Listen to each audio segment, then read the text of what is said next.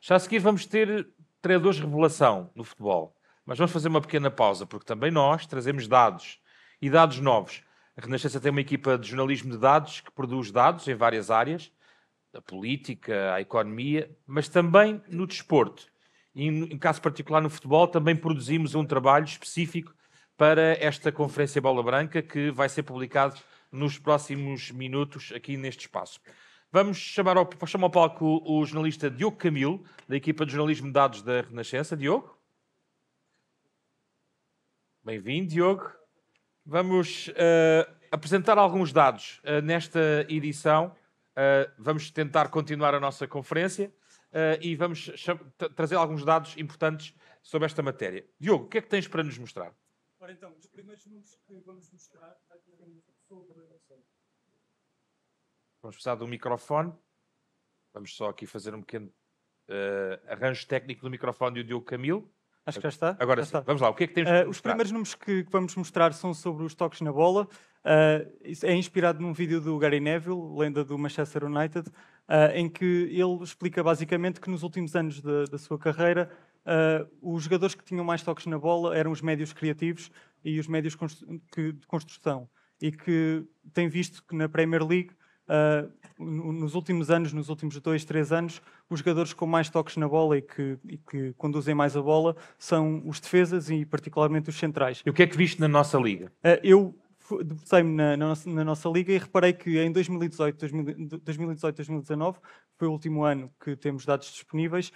8 dos 10 jogadores com mais toques eram médios e apenas havia um central, o Jeremy Mathieu do Sporting, e que entretanto na época atual, entre os 10 jogadores com mais toques, 8 são centrais e há apenas 2 médios, são 2 médios de equipas mais pequenas, que são o Tiago Silva do Vitória e o Jordan Olsgrove do Estoril, e existem 8 centrais, 3 são do Sporting, 4 são do Porto e 1 é do Benfica. Portanto, esse é o slide seguinte, onde Sim, nós podemos ver os jogadores que mais tocaram na bola na última temporada que terminou. Temos o aqui jogador com este mais slide. toques é o Gonçalo Inácio, Curiosamente.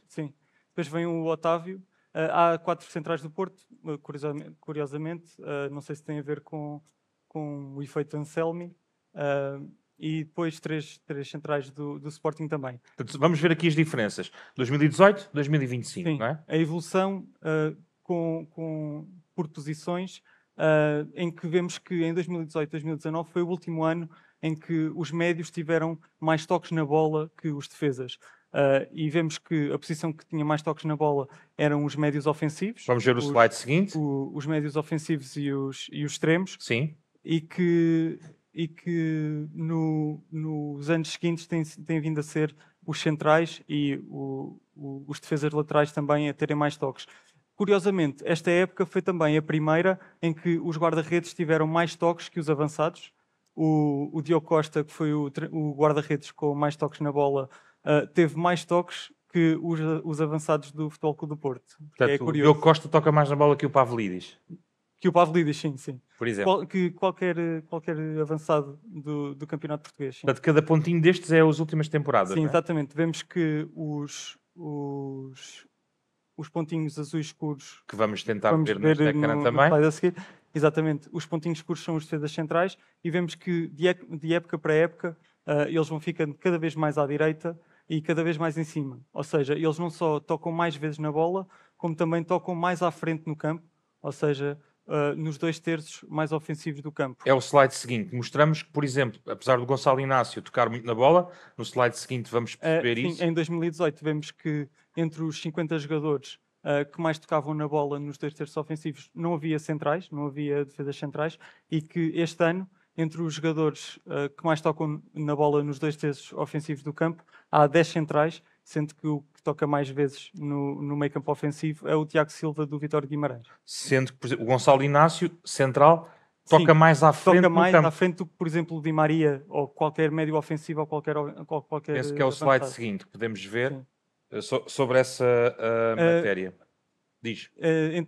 Acho que vamos falar agora sobre os jogos. Sobre os jogos, sim, porque uma das questões que se fala muito é a sobrecarga nos jogadores e já vamos às lesões. Sim. Não é? Temos vindo a ver que há cada vez mais competições, as competições têm mais jogos, e vemos que os clubes, eu defendo sobre os 3 grandes porque também têm as competições europeias. Tem mais jogos, não é? Tem as competições, vemos que a Liga dos Campeões e a Liga Europa agora têm mais 2 jogos do que tinham nos anos anteriores, e que a época em que houve mais jogos até agora, de média dos 3 grandes, foi 2018-2019, em que tiveram uma média de 57 jogos. Sim. E estamos perto de ultrapassar esse número com o Mundial de Clubes, com a criação do Mundial de Clubes. Neste momento a média está nos 53, com o Porto e o Benfica a fazerem pelo menos mais 3 jogos, vai chegar aos 55, e se chegarem a fases mais adiantadas da competição, vão ultrapassar este registro. É este gráfico que estamos a ver? Sim, dos 3 grandes. Vemos que o Benfica neste momento tem 56 jogos, por isso, se chegar aos quartos de final do Mundial de Clubes, ultrapassa o maior número de sempre de um clube grande, de jogos de um clube grande na temporada. Sim. É de 60. É possível comparar os jogadores da Liga Portuguesa com os minutos feitos dos clubes lá fora? Sim, e não ficam assim tão longe como Não? isso. Vemos que o Otamendi é o 4º jogador das 10 principais ligas europeias com mais minutos esta época, também por causa dos Jogos Olímpicos, em que ele representou a Argentina, e o Otamendi não só é o 4º jogador com mais minutos esta época, como no ano passado foi o 2º jogador com mais minutos. Ou seja, ele está com os 2 jogos que a Argentina tem em junho e com o Mundial de Clubes, ele pode ultrapassar o registro dos 70 jogos esta época, e no ano passado já tinha feito 69, ou seja, ele pode ultrapassar os 140 jogos em 2 épocas. Ele tem 37 anos, Sim. por isso é um bocadinho impressionante. É curioso. Também encontramos aqui muitos clubes ingleses, Sim. não é? O Vemos- Manchester, o Arsenal, e depois italianos e espanhóis, Sim, sobretudo, não é? espanhóis também. Vemos que deste top 10 há 4 jogadores que vão participar no Mundial de Clubes. Todos devem participar nos Jogos das Seleções em junho. Temos o Frederico Valverde, que é o jogador com mais minutos esta época, também vai estar no Mundial de Clubes, embora ele esteja lesionado, não sei se vai participar. Sim. Mas, além dele, o Otamendi e também o Condé e o Rafinha pelo Barcelona. Ok. Muitos jogos geralmente podem significar mais riscos de lesão. Vamos falar sobre uma lesão em particular. Sim, temos visto muitas lesões do ligamento cruzado anterior do joelho. Antes disso, isto é o 11 da ruptura do ligamento cruzado Sim, exatamente. anterior. Isto são Um 11 possível. Isto são alguns exemplos. Ao todo foram 69 jogadores que tiveram este tipo de lesão esta época, e entre eles estão o Manu Silva, o Alexander Bá do Benfica e o Dani Bargança do Sporting, também o João Gonçalves do Boa Vista, mas também estão muitos outros, como o Rodri, o Bolador, ou o Éder Militão, ou o Dani Carvajal. O que é que sabemos sobre esta lesão? Sabemos que não escolhe idades, ou seja, a média de idades dos lesionados desta época está entre os 24 e 25 anos, embora haja exemplos de lesionados com 17 anos ou lesionados com mais de 30 anos.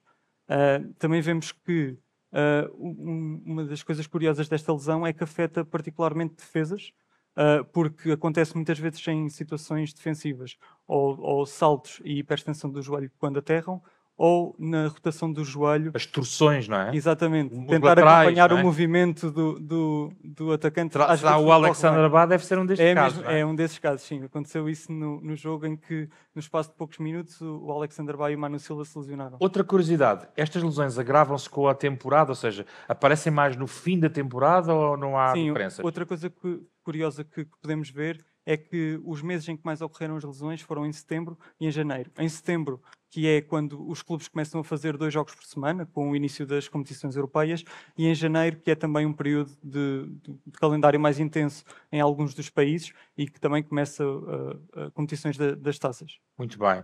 Obrigado, Diogo. Obrigado. Um aplauso para o Diogo Camilo, da equipa de jornalismo de dados. Está tudo explicado. Está tudo explicado num artigo que está neste momento no site da Renascença sobre estes dados novos do futebol, à atenção dos senhores treinadores.